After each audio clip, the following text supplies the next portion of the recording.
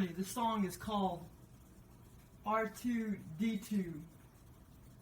So I wonder if they have music like that in Star Wars. I never really did watch Star Wars.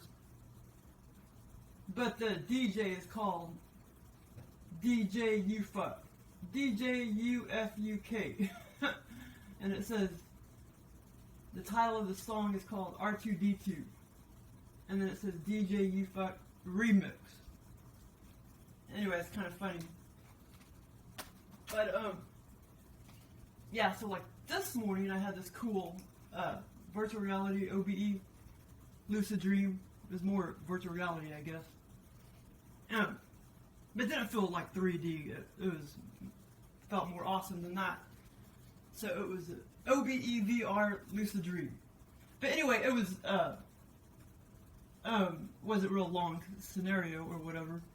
I mean, there wasn't much to it, but well, I mean, actually, it was pretty long. But I'm going to try to talk about it in a couple minutes. But I was watching the prison show, you know, on Netflix, and I had a feeling I would eventually get some, you know, cool dreams or whatever that I'm in a prison. And I actually was kind of asking for it too. I was kind of asking the aliens, well, take me to some of those prisons or whatever. And so I got something this morning. It's pretty cool. Okay, so yeah, so I was in. Well, I went inside like at least 2 to 3 cells, and these were like one-man cells, and they were freaking huge. Like, you know, I would say, maybe about 150 square feet, or maybe 200 square feet, but it seemed probably bigger because the ceiling was really, really, really high, and they were kind of gross and dilapidated. It was, you know, and they weren't being like manned anymore. But it was just really gray and gloomy. And but the funny thing is, as I was standing in the middle of the cell, I was observing it, and you know, like I said, this wasn't a very good lucid dream or whatever. The aliens didn't really tell me what the name of the prison was or anything. But anyway, but it was, you know, like pretty vivid as far as looking at the cell and everything. But anyway, over on the left side of the wall, it appeared to be like a freezer, either a freezer or a refrigerator. But I got the impression that, you know, there wasn't anything in there at the time. You know, because that prison hadn't been used in a long time or whatever. But, you know, it had like big old locks on it. I don't know, it just kind of looked like when you work at a restaurant and you go back in the freezer or the refrigerators, kind of like that. And it had like a big metal door, silver door, and it was over to the left, but it was all locked and everything. And like I say, it was either a freezer or a refrigerator. And like I said, it had big locks over the front of it, and I got the impression that there wasn't anything in there, but I knew it was a refrigerator or freezer. And then straight ahead, when I went back and looked at the window, and like I say, the cell was like big. And like I say, the ceilings were really, really, really high. And so I went back and looked at the back of the wall, which had the window, but the guards, I got the impression that it was, those cells used to be, and actually that theme was just in the episode that I watched yesterday. The cells, they were kind of like, that's why they were just manned by one person, because they were, what do you call that? Where they really get in trouble? Solitary confinement. Yeah, that's what they were. They were solitary confinement cells, but they weren't being used anymore. And like I say, that theme was just in the prison show that I just watched yesterday. And, so I went up and I tried to touch, like, the windows, and there was, like, 3 or 4 layers of, like, boards. I just kept kind of, like, opening up one board, and then there'd be another board, and another board, because it was solitary confinement. And, you know, in the scenario, like, I knew that that's why they kept trying to cover the windows, because they were being punished, so the guards didn't want them to be able to see any daylight or anything. Well, finally, after I kept pulling back the boards, these crappy, shitty boards, I finally saw a little bit of the window, and I finally saw a little bit of the light, like the sunlight. So that was kind of funny, but it was really gross and grubby. There was another part of the scenario that went off into, like, oh man, it's trying to come back to me. I was shopping around. It was just this scenario faded into this other part of the scenario where I was shopping at Walmart. And and it was a pretty long scenario. And now it's trying to come back to me, but it may take a while before it to come back to me. But anyway, there's another part of this scenario that, and like I said, I went into one or two other cells, and they were very similar. Like the freezer or refrigerator was sort of like, sometimes they would be on the other side of the wall, the right side of the wall. But yeah, they all were similar and real grubby and huge.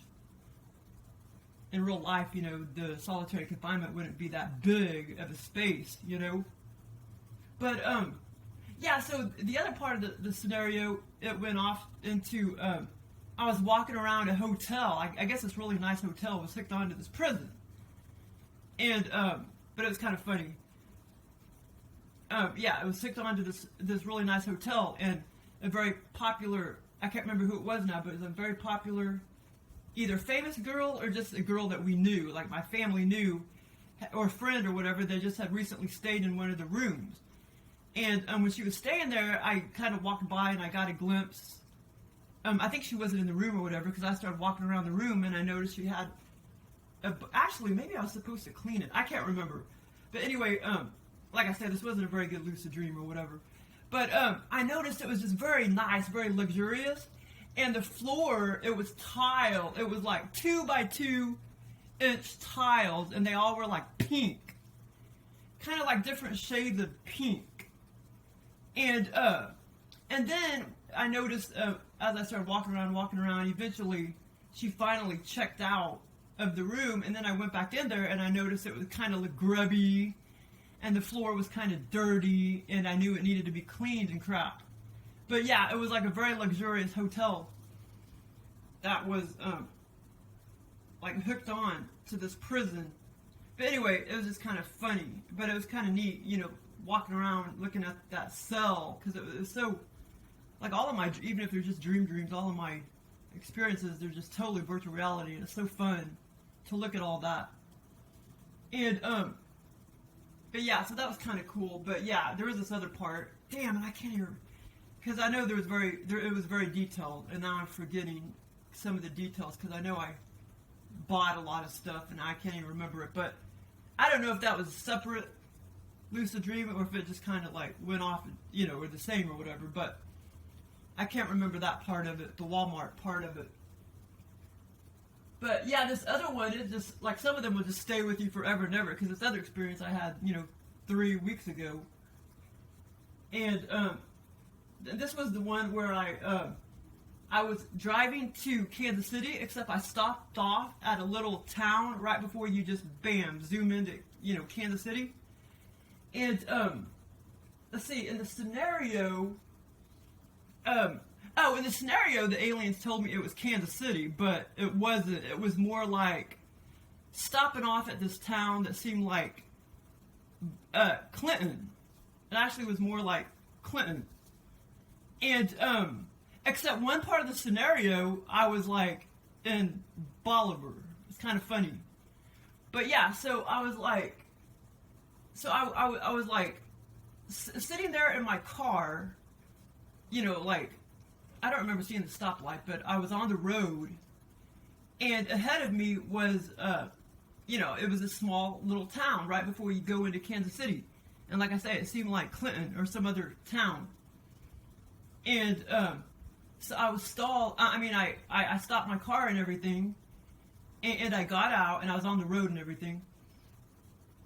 And I got out, and over to the left, I saw some people walking around. It looked like they were kind of homeless, like they were about to walk to the liquor store, because there was like some liquor stores like to the left of me, and straight ahead of me were like other stores and restaurants and stuff across the street. But directly, when I stopped my car, directly ahead of me was a little stand, and it was like a hot dog stand. Let me see, what else did I write down?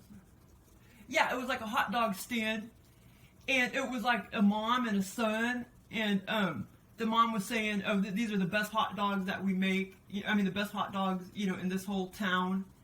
And she would tell me it was a very popular hot dog stand. And she wanted me to buy some of her hot dogs. So I saw the son was standing, it was a tent. Did I say that? It was a tent. And like they were under the tent making hot dogs. And the son was over to the left. The son was making me a hot dog. And then he proceeded to give it to me. And I took it, I put it in my hand and everything, but I didn't eat it or anything because I didn't want to tell her that I can't eat that kind of shit. So I didn't tell her that. So, but I did take it from her. I don't remember paying for it or anything, but I did take it from her. I mean, from him, I mean. But I didn't eat it or anything because I didn't want to tell her I can't eat bread or hot dogs or anything like that. So, so then, okay, after that part of the scenario,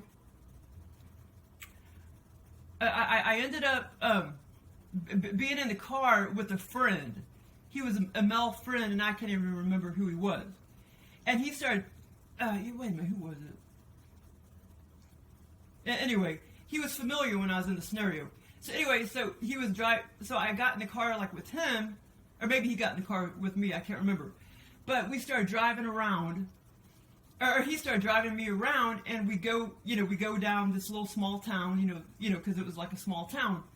And so we went up, after the tent, after we kind of went past the tent where the hot dog stand was, we drove down the road left, and then we took another left, and then we stopped, we came to a stop at a stop sign, and I looked up and I noticed it said like 42nd Street. And I was like, wow, it feels like I'm in Joplin, not Joplin, I mean Bolivar. It feels like I'm in Bolivar. At that point, I was in Bolivar. Yeah, it was kind of funny scenario, but it was very clear, and all the details just stayed with me forever. And so I looked up, and I was like, wow, I need to go I need to go visit my friend Angie, because I knew she just lived way down to the left, down on around 12th Street. I knew that she lived on 12th Street, and I was like, I didn't realize that, 42nd Street was so, that part of town that we were in on 42nd Street, I didn't realize that was so close to my friend, Angie. And so then I started having these, thoughts like, well, I'll go visit her eventually down on 12th Street. Okay, so, and I actually looked up at the sign, I saw the green stop sign and everything, and it said like 42nd Street, very clearly. The green, the green street signs and everything. Like I say, this was a very, very awesome, clear scenario. And, so then he took me into like a little convenience store, like what was it? Kind of like a CVS kind of store. And I walked into the store, and I started looking at jackets. There was a little rack over there of jackets, like just awesome little jackets. And I remember thinking, okay, I'm going to try this on. And so I started trying on some jackets. Okay, so then after that part of the scenario, yeah, ow. My back itches. Okay, so after that part of the scenario, so somehow I end up, actually, I guess we just kind of made a loop. So then we just kind of went back up, made a left after that, after where the sign said 42nd Street, and then we made another left. And then we were back in the same area where the tent was, the hot dog tent. And then, I got out of my car, and there was this man, and this is kind of funny. There was this kind of petite, kind of rugged looking, what do you call it? Just kind of one of those rough looking, rugged dudes. Kind of looks like a ex-convict. He was standing there, and or standing around the grass, the grassy area over to the side of the road. And I saw some fences, and I saw some like horses and stuff. And I was like, "Are those your horses?" And he said yes, and then I was like, do you own all that land? And he just kind of pointed out like, oh, I just own these 5 acres right here. And there was a couple horses, standing around. And the funny thing is, I looked at his outfit and everything, and he had like a gun holster and a gun on his belt, and he had like a knife and stuff. And the funny thing is, that was the exact same guy that the aliens put him in the scenario from when I went to Walmart in real life, and I took my cat Truman, and I hadn't gotten out of the car yet, and there was this guy that walked by me, and he was walking to his really gross old van, one of those old-fashioned vans, and but anyway, so I looked at him, you know, and I noticed how this is before I got out of the car. This was in real life. I noticed how he looked like he was an ex-convict, you know, maybe not a murderer, but he looked like an ex-convict, and he just looked like one of those roughneck. He was kind of petite though, one of those roughneck smoker, dopehead, and he had, you know, like all that gear on, like a knife hanging out of his belt loop or whatever, and a gun holster, and had those weird looking Wrangler jeans on, you know, and he looked like he was probably 60s, and he was just walking to his van, and that was the same man that, you know, that was in my scenario, and he was telling me he owned those horses, and that, you know, and I saw some fences where the fences were like kind of outlining the property line of what he owned or whatever, and he told me, oh, he just owned like these 5 acres or whatever. But anyway, that was the same man. And the funny thing is, okay, when I saw, it's kind of funny because when I saw the dude walk by me in real life at Walmart, it was several seconds later where Truman started freaking out, where he all of a sudden felt that guy's energy and started freaking out. And I was like, Truman? I mean, he did kind of look like he was probably an ex-convict, but not really somebody that, you know, murdered people or anything. I mean, he didn't seem like that type, but he looked like a pothead and stuff. But for some reason, Truman, it really freaked him out, his energy. But the funny thing is, like, 'cause he had already walked by me, and I was just observing him and everything, and it was several seconds later, like I say, Truman felt his energy, and he just started freaking out. Several seconds after he walked by me in the front of the car, and I started, you know, observing him, it was a few seconds later, boom, then Truman starts freaking out because he felt his bad energy. But like I say, I don't know, maybe could have been somebody that maybe tried to kill somebody before, but Truman didn't like his energy for whatever reason. But anyway, so that same guy was in the scenario to, you know, Kansas City, Joplin, Clinton. Joplin. Fucking, what's it called? Bolivar, Clinton, Kansas City. But at the start of the scenario, the aliens told me it was Kansas City. But then, you know, when I was in the scenario, I'm like, it felt like Clinton, like a very, very small town like Clinton. And it even looked like a small town like Clinton, except, yeah, so it was kind of funny. But the aliens told me that I was in Kansas City at the beginning of the scenario, but I wasn't. It was more like a small town like Clinton. But, insane asylum. Wait a minute, the bus.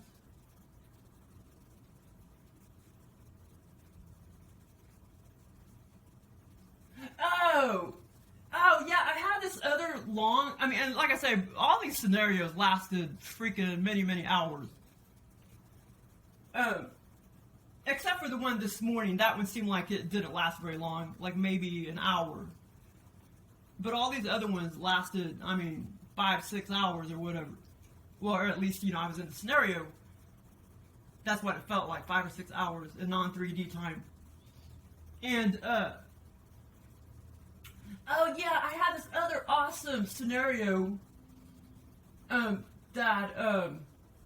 okay, oh yeah, and this was really, really, really awesome in virtual reality, and very clear too.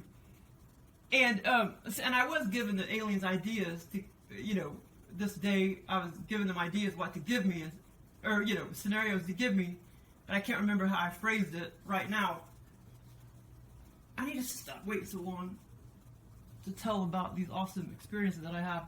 But anyway, right at the start of this scenario, like, I was just, boom, standing there in front of an insane asylum, and the alien, that's what the aliens told me, it was an insane asylum. And, so then, immediately, I walked through the front doors, and I knew I was entering an insane asylum. Okay, so then I went over to the left, and I opened a closet door. And I started kind of looking around the closet, and it had a bunch of like ink pens and Crayolas. And and I kept thinking, okay, I want to like try to touch stuff and manipulate them and move stuff around and stuff. But I didn't. And it pisses me off that I didn't. Like I say, I guess it's, if I'm being controlled, I'm being controlled. The alien, that may be why, if he didn't want me to go over there and touch stuff, then that's why I couldn't go over there and touch stuff. But I wanted to. Because I was like, wow, okay, this is so cool. I'm out of body. I want to go over here. But I didn't. I was just looking at all the Crayolas and stuff and the ink pens, and it was all filled full of, it was almost like a supply closet. And the aliens probably got that idea from, where I work or whatever. But I wanted to touch everything and kind of move, because a lot of scenarios I'm like that. I want to move things and see if I can really move it. But I wasn't able to at this point. Okay, so then, this is kind of funny. So then I walk out of the closet, and then I go into, like, it seemed like a break area for the employees, and I see a bunch of employees sitting around and standing around. I never did see any patients. All I saw was a bunch, like, 3 or 4 nurse-looking people sitting there, standing around, and that it looked like a break room. And I was standing there, and then, for whatever reason, I looked down at, like, a plastic container thing, and it had a bunch of Kit Kats. Chocolate Kit Kats, and this isn't the first time aliens put a bunch of chocolate in my scenario. But they were like melted. Like a lot of them were melted, and I was open. This is where the aliens, allowed me to pick it up and manipulate it. So I picked it up. I was picking up the Kit Kats, and I tore it open. But they, like I say, they were kind of like melted, so they weren't like perfect bars because they were melted. So they were kind of, not very even and straight. They were kind of lumpy. And so I opened up the wrapper and I started eating them. I started eating the Kit Kat, and I'm like, wow, this tastes so good. And I was like, okay, since I'm out of body and everything, I know it won't affect me because I know it probably has gluten in it, but I knew it probably wouldn't affect me since I'm eating it under an out of body experience state. So I knew it wouldn't, affect me, but I ate it and tasted it and everything. It was so good. And it was like 2 bars that I opened up. And like I say, they were all melted. It was so funny. And those were Kit Kats. They were the Kit Kats that were double, not quadruple. Not the quadruple packages, the double packages. And like I say, they were kind of lumpy and everything because they were all melted together when I opened up the package. And like I say, I ate like 2 of them. And as I was eating them, I was like, I knew that. I was like, okay, I can eat it because I'm out of body and everything. And, okay, so after that, okay, this is a pretty long scenario. Okay, let's see here.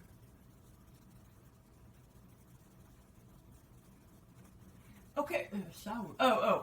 So this kind of went off into a longer part of the scenario after I ate the Kit Kats. And for whatever reason, I met up with this woman that I went on the crop circle tour with. And this is all under the scenario. She was in the scenario, except her hair was like longer and stuff. She looked a little different. Her hair was longer. And so I was like, hey, and I started talking to her. And the scenario, this was like in another hallway that was way past the break room. And so I started talking to her. And then I saw this other woman that was very, very, very familiar. And I can't think of who she was. Somebody, I think that, I think I know who she was. The alien kind of copied off of one of those people in Game of Thrones. And she was standing there with this other person that I went on the crop circle tour with.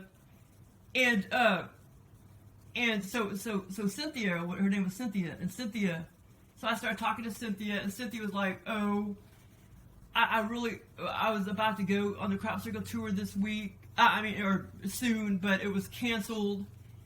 And I was kind of thinking in my head, like, I was kind of upset that she didn't ask me to go. And I was thinking, why is she going again? Because I know she says she wouldn't ever go again since she went 2 consecutive years. And, in the scenario, it's like we were in the current year and she was about to go on the crop circle tour, but it had been canceled. But I was kind of upset, that she didn't ask me to go. And the tour guide, I looked over there at the tour guide because, under the scenario, I already knew that Barbara Lamb had retired from doing that work. And so that woman that kind of looked like one of those people in Game of Thrones, one of those, I can't remember her name. It was kind of like a cross between a couple people, actually. The Missandra person and then that other person. But so she was kind of standing there and giving me these like kind of like not very friendly looks, and I was kind of like looking at her, and I already knew that she was she was going to be the crop circle tour guide for this year. I already knew that, and I already knew that she was the same person that did the tour in 2015 when when Barbara Lamb couldn't do them anymore. Except in the scenario, we were in current year of 2020 or whatever. But anyway, for whatever reason, I forgot why they said the tour was canceled, but she did say why, and I can't remember. It didn't have anything to do with COVID. It just was something else. And so then it kind of, anyway, this scenario was kind of longer than what I'm saying, but so then me and Cynthia go walking around, and we kind of observe like all the big huge shower area. And I remember she went in there and took a shower and everything, and like I say, her hair was a lot longer. And then I remember thinking, this shower area was huge. It was for many, many, many people to take a shower or whatever. But I was going to wait till she got done, and then I was going to go in there and take a shower. But anyway, it seemed like she was taking a long time. But under the scenario, she had this like longer hair. But it was a fun experience. And let's see. But yeah, so anyway, that experience was fun. Now, this other experience I had, I don't know how long it's been now. It's probably been, this is probably, it may have been 5 or 6 days ago now. But this experience was so fun. This other one, it was awesome. Because like I say, some of my experiences just have this awesome energy about it. And it's like, oh my God, it just stays with you forever and ever. Okay, so the other experience, I guess I may have time to talk about it. Okay. But anyway, I'll talk about the smaller one that was after that experience that I'm about to talk about. Anyway, it just kind of went off into another awesome, I guess it was a separate lucid dream. But anyway, it was no big deal, but it was like, me, who was it? A coworker. Anyway, I can't remember who he was, but it was a familiar guy. I was walking around with my coworker at work, and we were observing. Oh, I know who it was. It was that Les guy. Me and Les were walking around at work. In the area where my drawer was, my desk drawer, the drawer, whatever you call it, and it was as though we were just going to work just to check on things because we hadn't been at work in a long time under the scenario, and we were just going there just to kind of check things out to make sure we still had our supplies and everything, and to make sure our drawers were like locked and stuff. And that's what I'm saying. I gotta stop waiting so long to talk about these experiences because then I forget everything. But anyway, but basically, I had left one of my drawers unlocked, and I had this leather pouch of money, and it was filled full of like quarters and stuff, and I kept it in my drawer, and Les was noticing. Oh, anyway, he told me, I think you better look at your change book because so-and-so employee had been stealing quarters out of it. And it didn't make me mad or anything, but then when I opened up the drawer and I picked up my change book, yeah, I noticed it was like 1/4 full instead of completely full. And the aliens, and anyway, this is kind of funny.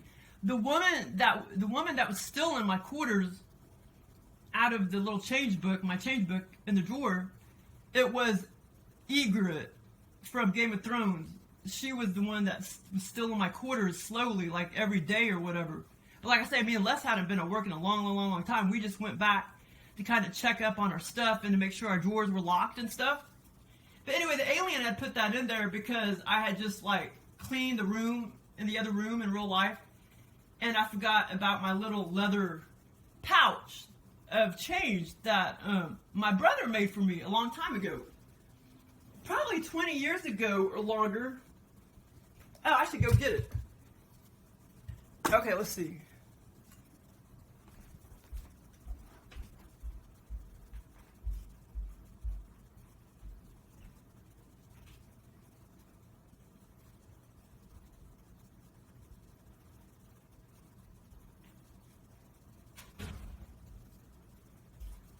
What's up, baby?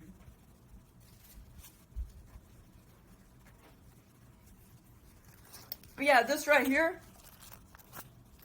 this C has completely full of like quarters and crap, and in the scenario, it was just like 1/3 full, because she kept stealing all my quarters. And this, I mean, I don't know how much money is in here, but there's a lot of quarters. This is heavy.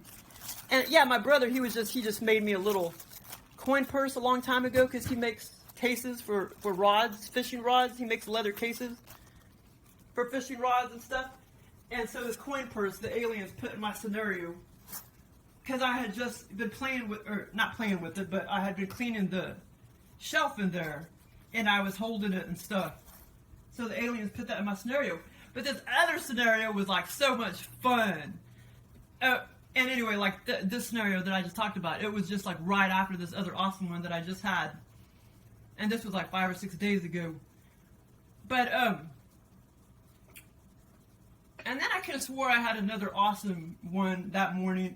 And for some reason I couldn't remember it. But maybe I didn't. I was just mistaken, because it should have, you know, I should have remembered it. Or at least part of it. But this other awesome, because sometimes I'll have 2 or 3 really good ones, you know, on the same morning. But this other one, okay, was so awesome. Okay, so basically, I don't know if I have time to talk about it. Okay, basketball and old gymnasium. Basically, I was at my old college that I went to college in real life. And under the scenario, I was at this old college gymnasium. And I would walk by there all the time, you know, in real life, you know, when I went to college. And in the scenario, you know, it was that same gymnasium. But I can't remember what it's called. But it's one of the older ones, because they have like 3 of them. 2 of them are kind of newer or whatever. This one is much older. And so I was playing basketball. I mean, running up and down the court. I was playing basketball with a bunch of people. And with this old coach that used to be my junior high school coach. And like I say, I can't remember the name. But even when I was in the scenario, I knew that this was such and such gymnasium, but I can't remember the name of it now. And I already had thoughts of the name of it and everything when I was in the scenario. I knew that I was in that same gym or whatever. So we were playing basketball, and basically it was called SMSU, but I was playing basketball up in... Oh, Simba's right here with me. Simba! Sweetheart. Truman's behind me, and then Hannah's up here in the corner sleeping, aren't you, baby? And here's your Simba. Simba! But yeah, so, we got cut off. Yeah, okay, so, this other awesome OBE-VR lucid dream, and this one, like, was awesome, because it just totally felt like I was in a different dimension, and when I woke up, the energy stayed with me forever and ever. But yeah, so basically I was at the old gymnasium on campus, and I forgot the name of it, but I was running around playing basketball. I mean, literally like shooting hoops, running up and, you know, up and back the court. I was shooting hoops. I made a lot of hoops, and that probably went on for like 30 minutes. And then all of a sudden, okay, there was some people standing around, like, you know, at the sidelines just watching, and then my coach was standing around. And then, okay, so after we played basketball up and down the court for about 30 minutes, okay, this is funny. All of a sudden, I started smelling this strong, natural gas smell, like from the burner, you know, like from a burner when you cook on a gas stove. Oh, and you know, the aliens, they put that in the scenario because the night before I went over to my mom's, and I was looking at the, you know, the gas burner, and I was she had it up real high and I turned it down and everything. So the aliens put that in this scenario, except they actually made me smell it and everything. And I could smell it under the scenario. It was virtual reality. And I could smell the strong smell. And so after I started smelling the strong natural gas smell, I like all of a sudden I started seeing all these other people like come into the gymnasium, like older people and stuff, and they were standing around and they were putting their shirt up over their nose, you know, because it smelled really strong. And then I started putting my shirt, you know, up over my nose so I didn't have to smell the smell, you know, in the gymnasium. And then, okay, this is the funny part.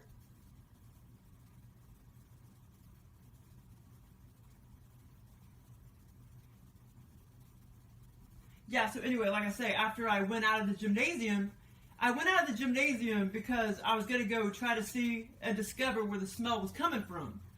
And that's when I saw a bunch of people, like older people, like men, mainly men and women. I guess they were just coming in to maybe they were coming in because they were about to watch a basketball game. And for whatever reason, this is kind of funny, but whenever you rented out a space, you know, for the, you know, to play on the gym, it was only an hour increments. So we had the space from 5 p.m. to 6 p.m. And so I went out of the gymnasium like around 5:30 p.m. and to see where that smell was coming from. And so I walked out of the gymnasium, and that's when I saw all the other older people coming in, because it's like they were getting ready to watch a basketball game, you know, at 6 p.m. But we had the, you know, allotment of the court from 5 to 6 p.m. So I went out of the gymnasium. It was probably 5:30 or a little past 5:30. Yeah, funny. The aliens can, you know, create all these times and stuff in my scenarios. And so I went out the door, and then I looked up at the top of the gymnasium building, the front of the building, and it was all these tiny little windows, you know, because there was dorms. They were barracks, basically, or barracks, dorms, whatever they're called. And I looked up and I saw all the tiny little, you know, windows. There's tons of windows after windows after windows. And every single window was basically just a small, tiny, tiny, tiny little dorm. And some of them are as big as a freaking closet. I've seen some of those dorms. I can't believe college students could actually live in those places. And, but, yeah. And, so they were tiny little dorms. And I was like, look, see, that person up there in that dorm right there, they forgot to shut off their stove in the dorm. They forgot to shut off the burner, you know, completely. So then it started creating all this natural gas smell. And so then after I told some people that, because I could tell, because there was smoke coming out of the one of the windows, there was smoke coming out of it. And that's when all the bystanders that were surrounding me, I told them, see, look up there. You know, they forgot, you know, that little bitty dorm, they forgot to, it was a woman. I somehow knew it was a woman, a student, college student, and she forgot to turn off the burner all the way. And then, and I somehow, you know, I had a vision of what all the dorms looked like, and they were as big as they were as big as my closet. Well, maybe a little bigger than the closet. And then after that, I looked at my clock, and it was already, I looked at my watch, and it was already like 10 after 6, because I wanted to go back in the gymnasium and still play some more basketball.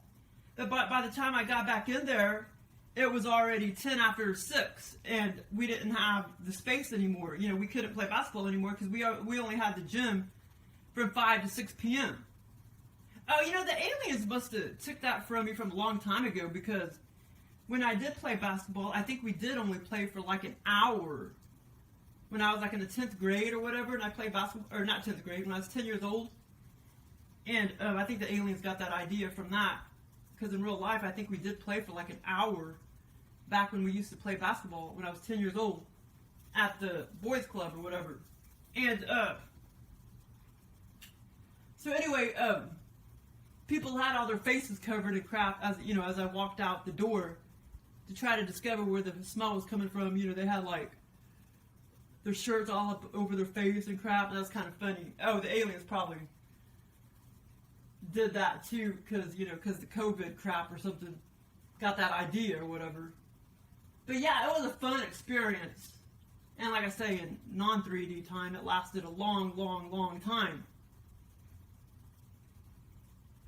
It seemed to last, several hours. Yeah, so anyway, but the smell was really, really strong, and I could smell it and everything. But when I woke up and everything, it's not like I had a headache or anything. But yeah, I don't like that smell. It smells gross. I have electric stove, but I know what it smells like. And this isn't the first time the aliens put, gas smell in my scenario either. They've done that many times. So anyway, hopefully I'll have some more good experiences in the morning. So anyway, thanks for listening.